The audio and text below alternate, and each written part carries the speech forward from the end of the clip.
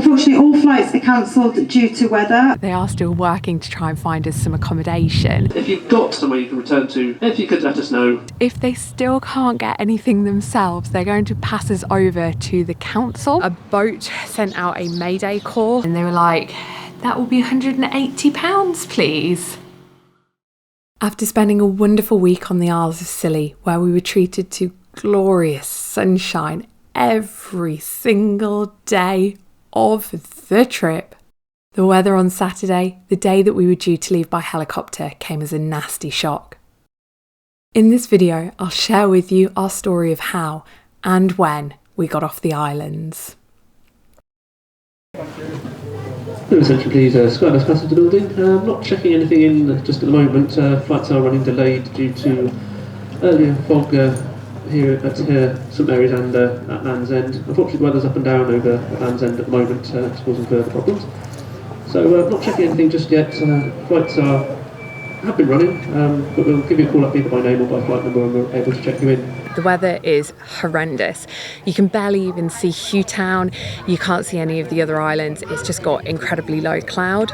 Because of that, it means that it is very unsafe to fly an aeroplane or a helicopter. So at the moment, the airport is just heaving full of people. They have no idea when our flight's likely to go. The lady who I was speaking to explained that if it was any other day at any other time of the year, she would have already booked us all onto the Scillonian, which is the ferry that takes passengers back to the mainland. That Scillonian ferry is completely fully booked. Everyone who right now is stuck in this airport cannot get onto that Scillonian ferry. Everyone is in exactly the same boat as us, which was not the Scillonian. This particular airport is only allowed to operate until 6:30 this evening, so it gives us like a 3.5 hour grace period. Over on Tresco, they are allowed to take off until 9 o'clock at night, but over on Tresco, it's only a heliport. It's not an airport runway. So if the low cloud does lift before 6:30, from what I can gather, they're going to give all of the priority to the Skybus aeroplane passengers because they don't have a plan B of how they can get off of the island. We also stand a very strong chance of being stranded on this island tonight. The really big problem comes from the fact that you cannot get on or off the Isles of Scilly on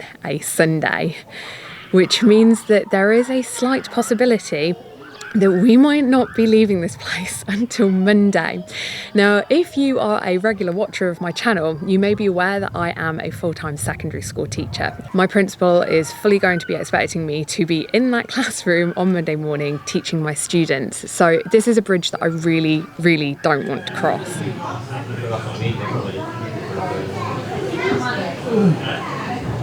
Unfortunately, all flights are cancelled due to weather, and there's an extra Scillonian sailing tomorrow. We're going to be calling flights up in time order to do your boat transfer and help with your accommodation. So if you all just want to take a seat for now. Thank you. The good news is that they have managed to secure the Scillonian ferry to come in tomorrow at 1 o'clock in the afternoon to collect all of said stranded passengers and take them back to the mainland. So if the same thing ends up happening for us with the helicopters, we do at least know that we can definitely get off of the islands tomorrow, but it will be by boat instead of getting to go by helicopter. We've just been told with the helicopters we just need to hang tight for a little bit more information. So I'm keeping my fingers crossed, but between you and me, I'm really not holding my breath. Trying to kill time whilst waiting for some updates, and I've found these boards that go over the history of the airport here at the Isles of Scilly. It turns out that the first aircraft that came here weren't land aircraft, and instead they were what were known as flying boats, and that was back in 1915. It wasn't until 1929 did the first land aircraft come here, and that landed on the golf course. It was then a decade or so later when finally aircraft landed here at the present day airport. Much of the history between 1939 and 1970 is about just different airlines ceasing trading, ones starting up, changing hands. But in 1970, there was an aircraft that actually overshot the runway and ended up in a flower field just past the runway. Apparently every single passenger was unharmed, but it did create £10,000 worth of damage. And then in 1983, one of the helicopters took off in really thick fog and disappeared just off of the coast of St Mary's. There were well over 20 people on board, but only 6 people were found surviving in the water. So I think that if we do end up getting cancelled and we get put on the Scillonian, maybe I really need to remember what happened in '83 and be grateful that they are actually looking out for our safety.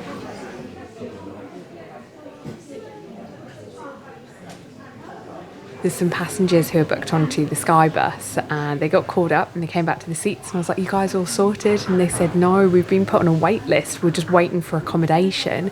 So I'm really not too sure. I don't know if it's the helicopter company are going to find us the accommodation first before they break the bad news to us that we're not flying out, or if it is that maybe we are still potentially flying out. It's just a waiting game at this point, but this fog is just not shifting. I still can't really see the town from where I'm sat, and it's just been like this since they cancelled the aircraft flights.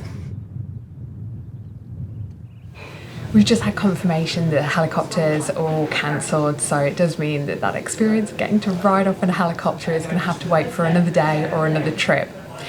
Tomorrow we do have a space booked for each of us on the Scillonian, which is due to leave at 1 o'clock in the afternoon, although I think that we need to be down to the quay a little bit earlier than that. I am a little bit nervous because I've heard about how horrendous the seas can be, and unfortunately the pharmacy in town is already shut because it's now about 5 to 6 in the evening. And I know that it's not going to be open tomorrow on a Sunday, and I'm just very eager to get my hands on some seasickness tablets. So I'm keeping my fingers crossed that the co-op that is open until 10 o'clock tonight will hopefully have some. At the moment, we're just having to wait around in the airport because the helicopter company have tried to secure us some accommodation, but they're not having much luck at the moment.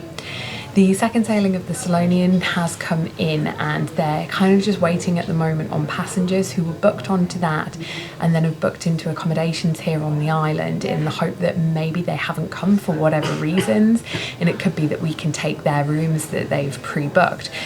And the other option is that there might be some people who are due to come in on either the Skybus planes or on helicopters who obviously haven't been able to because they've been cancelled. We might be able to take one of their rooms in a guest house or a hotel, but it's a big if because it could just be our luck that everyone who was booked on those ones are actually local, they live here on the islands, and therefore we can't just obviously go and stay in their houses. The lady who we originally spoke to has reassured us that we've not been forgotten about and that they are still working to try and find us some accommodation. And I did ask her, I said, you're not trying to find us like for like accommodation, are you? And she said, no, we are literally just trying to find you anything. At this point, we do have a list of volunteers who will volunteer out a spare room in these sorts of dire situations when a lot of people are stranded on the islands. And she said, we've even exhausted that list as well. So she said the next thing is that if they still can't get anything themselves, they're going to pass us over to the council and we will be put into the council's hands as to where we end up sleeping tonight. And of course, in that kind of situation with a couple of our own age, and we can still see in the airport that there are some people who are a bit more elderly than ourselves. There are also some families with quite young children still, running around trying to entertain themselves. We obviously know how it works, and rightly so, that families with young children are going to get the priority. Elderly people who are older than us, they're going to next be the priority. So I think that this is going to be a very interesting way to see how today pans out.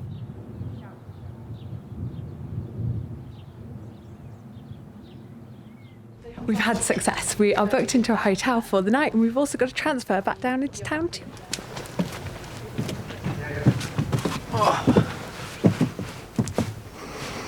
We got accommodation.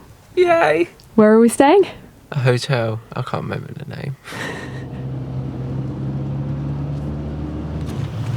It turned out to be Tregarthen's that had the extra room that we were able to stay in, and when I walked into the reception I was just like, wow, this place is amazing. And I think stupidly, I just thought like a regular airline, they put you up in the accommodation because they have in essence stranded you overnight. And then at reception, they were like, that will be £180, please. I mean, my jaw was already dropped open just by how beautiful this place was, thinking that the airline had taken care of it for us. And then my jaw dropped even more, and I was just like, oh, what? And they said, did they not explain this up at the airport? And in fairness to the guys up at the airport, it was rammed up there. I didn't really film it too much just because of the amount of children that were running around up there, but I think they've just had so much to deal with, and they were struggling a lot with trying to get people housed for the night that they just didn't really have the time to go through this with us. But what they've explained is that we have to pay for it, and then we need to get it claimed back on our travel insurance. Now, I did know that this was a possibility. It usually happens about twice a month that the fog gets really bad and so flights get cancelled, and therefore you should always take out travel insurance. We have made sure that we've done that, but obviously with all kinds of travel insurance there's always going to be some kind of excess, so we're just having to go and have a look at the policy on that, and just fingers crossed this isn't going to hit us too badly. But the good news is that this room is absolutely stunning. It looks just as gorgeous as the entrance area downstairs. It's got a sea view, so we can see out onto Rat Island and the quay where everyone obviously goes for the boats on a morning, and there's also the very picturesque view of the white sand beach too. It's got 2 windows to it. It's like an L-shaped room with a coffee making station. It's even got a proper cafetiere, which is something that we didn't have in the flat that we've just been staying in for the last week. And the bathroom is palatial. Any kind of hotel that I've normally stayed in, it's not been quite as beautiful as that.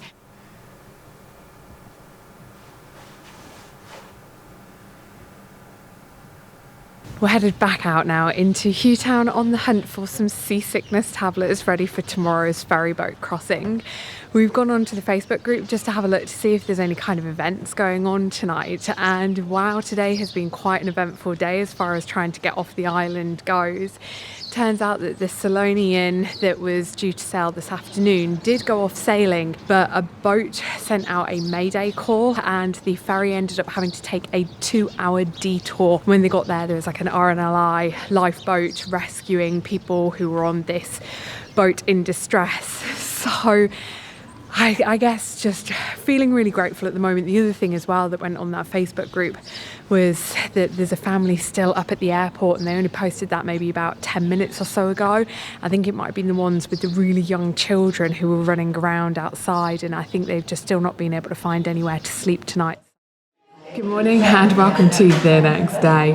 I'm feeling very grateful for a few things at the moment. A warm, safe, dry space to have slept last night, and we've come down this morning for breakfast and it's super fancy. There's like a full-on menu that we can choose from as though we are going to like a cafe or a restaurant, so I can kind of start to understand why they charge the amount that they do per night. The other thing that I also discovered last night about the family who was stuck up at the airport, the good news was that on the Facebook group when they put out their plea, a local family who lives on the island saw their request for help and they got taken in by some locals. So my understanding is that no one had to spend the night at the airport last night, but obviously we are gearing up for a ferry ride that was very much unexpected.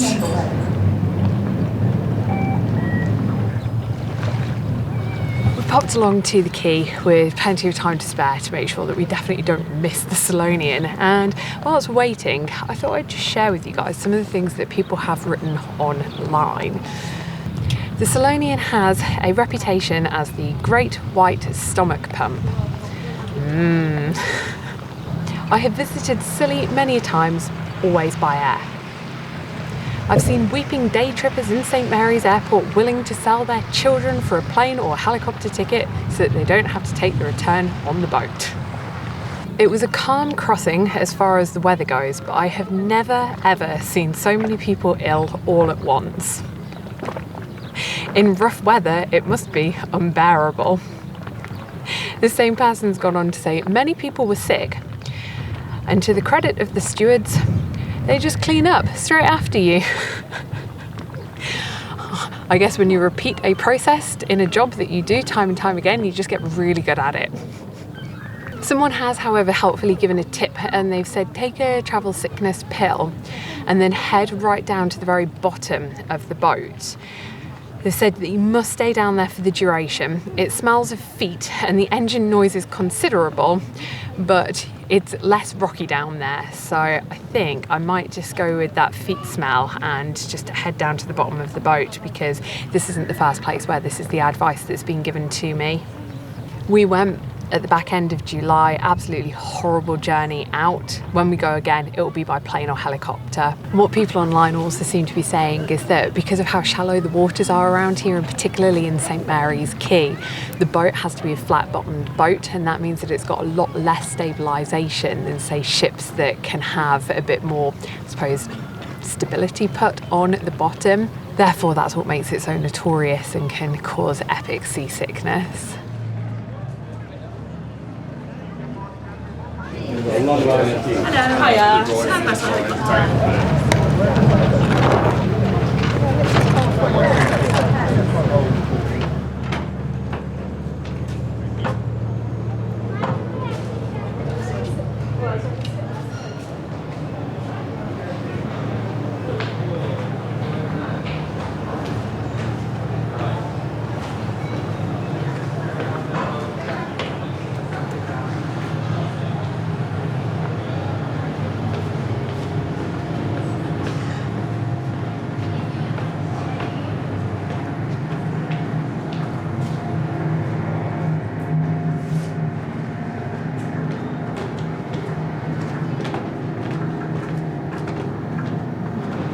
Super quiet down at the very bottom of the boat. I think there's about 4 people down here, and they've got these couchettes that you can lie down on, as well as the seats that have obviously got armrests that prevent people from lying down. Everyone else who's down here is already lying down. I think that they've got the same idea that maybe they can just fall asleep during the journey and ergo sort of just bypass the seasickness. I'll see if I can get some kip, but every time they keep on putting their containers up on top of the ship, you can just feel it rocking from side to side because of the weight that's being put down on one side or the other, just in case. We've made it off of the Scillonian, and it really wasn't as bad a crossing as I think what I'd envisaged. In fairness, I did fall asleep for the vast majority of it as I just went onto one of those couchettes right on the lowest deck, and I think the slight swaying of the boat did rock me off to sleep. The worst part seemed to be just when the boat turned. I think we got very lucky with quite a gentle crossing. The other thing that I realised, because I was trying to sort of gauge from the passengers who were all coming off at St Mary's how they were looking, did any of them look particularly ill, and then it dawned on me that those guys actually ended up losing a day's worth of holiday rather than us gaining a day's worth of holiday. So just trying to keep a positive mental attitude, reminding myself of all of the things that I'm really grateful for. I'm grateful that our holiday wasn't shortened, and in fact, if anything, it was lengthened. We managed to make it to Penzance with plenty of time to be able to catch the train, where we have reserved some seats, so that's nice as well, a weight off of our shoulders. We know that we've definitely got somewhere to sit. We've just been to the machine to pick up our tickets, trying to get the refunds on yesterday's one. I think isn't going to be quite as straightforward as just being able to go to a manned counter to get that sorted out. I think it's all going to have to be through the internet, posting off our tickets and what have you, but we'll go onto the correct platform and just wait for our train London bound.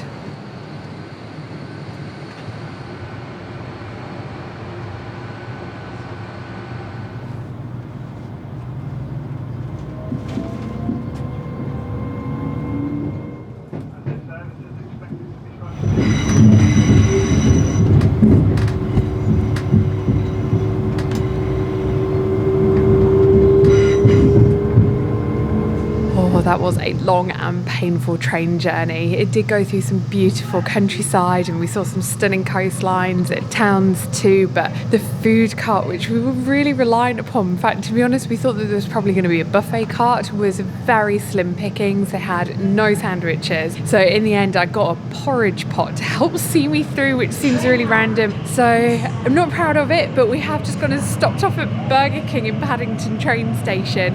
We've now come down onto the Elizabeth line to help get us over into central London so that we can then change and head south.